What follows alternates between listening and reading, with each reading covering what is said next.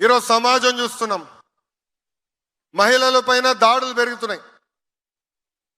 ఇది మార్పు రావాలంటే మహిళలు గౌరవించాలనేది పాఠశాల దగ్గర నుంచి నేర్పించాలి, నర్సరీ నుంచి నేర్పించాల్సిన అవసరం ఉంది. అందుకే మగవాళ్ళు ఆడవాళ్ళు సమానంగా గౌరవించాలని నేను బలంగా నమ్ముతున్నా. ఆ మార్పు ఎప్పుడైతే మన ఇంటి నుంచి మొదలవుతుందో అప్పుడే సమాజంలో ఆ మార్పు వస్తుంది.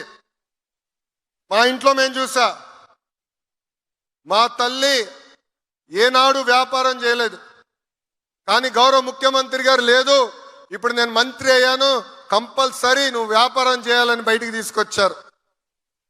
మహిళల్ని గౌరవిస్తాం, స్వయంగా నేను నా ఇంట్లో చూసా. అందుకే ఈరోజు మహిళలంటే నాకు ఎక్కడ లేని గౌరవం.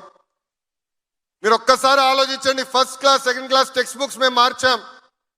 దాంట్లో ఇంటి పనులు ఫోటోలు ఉంటాయి, ఆ ఫోటోలంతా ఆడవాళ్ళు చేసే ఫోటోలు పెట్టారు. దీనికి ఫుల్ స్టాప్ పెట్టాలి.